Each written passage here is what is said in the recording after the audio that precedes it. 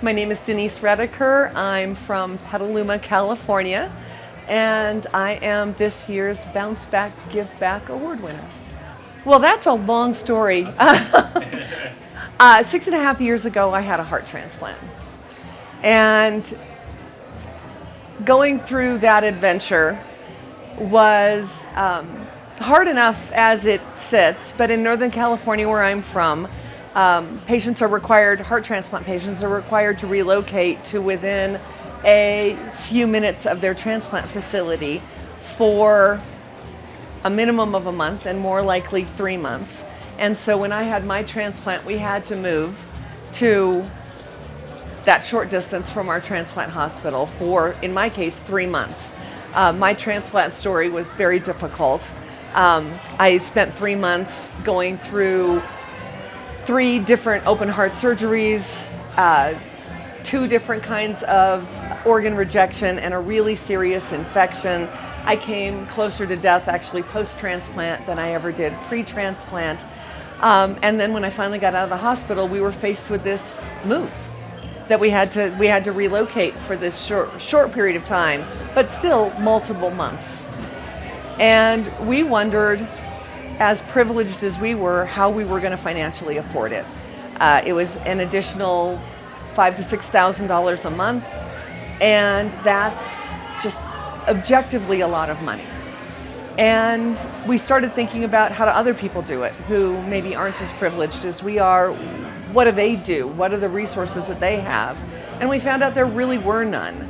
And so in 2020, my family and I started a nonprofit called Heartfelt Help Foundation. And we step in and we help families that are in financial need who are going through a heart transplant, either themselves, their spouse, their family member, their child is going through a heart transplant, and they don't have the financial resources to pay for clean, safe, private, near hospital housing for the medically required period of time. And I think that's why we are kind of the perfect example of what it's like to bounce back and then give back. Well, I think everyone understands, almost no matter where you live, that housing is an equity issue. That the lack of adequate housing is a problem in this country as a whole. It's really a problem where I live in Northern California.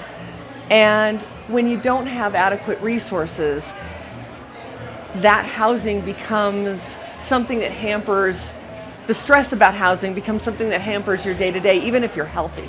So even outside this community as a healthy, active, normal person, you are worried about where you're going to find your next month's rent payment.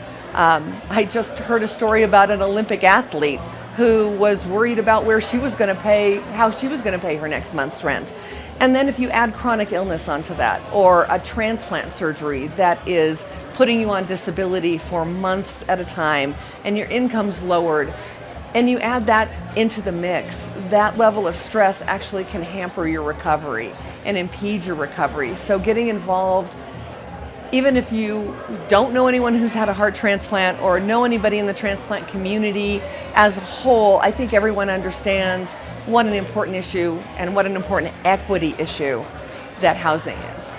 Oh, I am incredibly grateful to the Chris Klug Foundation, to Chris himself, to everyone who was involved in selecting us for this award. Just to have the work that we're doing so far away from Colorado recognized is such an honor, and we're deeply humbled. I can't think of a better word other than just deeply humbled to be recognized for this really important award.